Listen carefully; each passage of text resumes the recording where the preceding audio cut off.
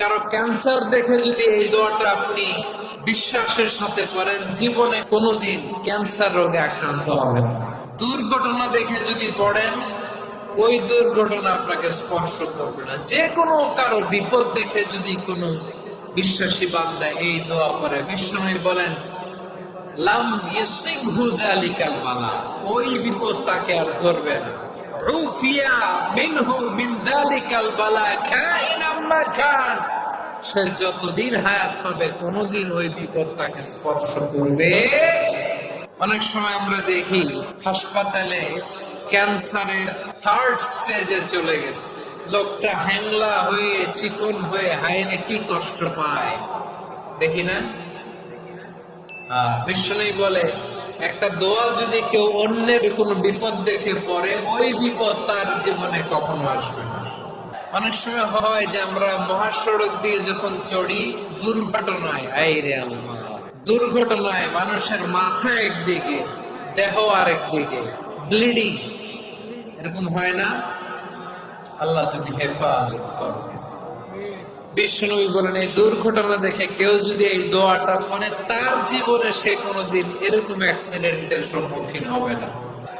বিষ্ণু বলেন অন্যের বিপদ দেখে কেউ যদি পড়ে, আলহামদুলিল্লাহিল্লাযী আফানি মিম্মা বতালাকা বিহি ওয়া ফাদ্দালানি আলা কাসীরিন মিম্মান খালাকা তাফদীলা, মানে প্রশংসা সে আল্লাহ, যে আল্লাহ তাআলা তোমাকে যেই জিনিস দিয়ে পরীক্ষা করেছে, আমাকে ওইটা থেকে বাঁচিয়ে দিয়েছে।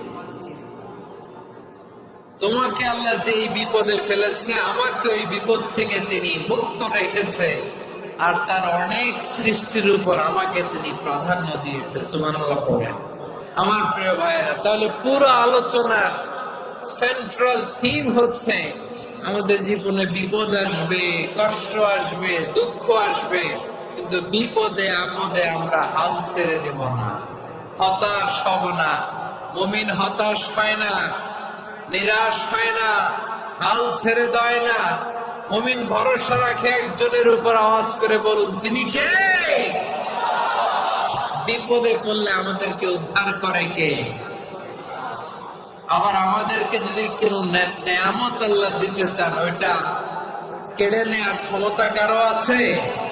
তাহলে আমরা কানেক্টিভিটি বাড়াবো কার সাথে? আমাদের প্রার্থনার ফরিয়াদের হাত তুলবো কার কাছে? কাজে আছেন পটুয়াখালীর ভাইয়েরা, মনে থাকবে কথাগুলো।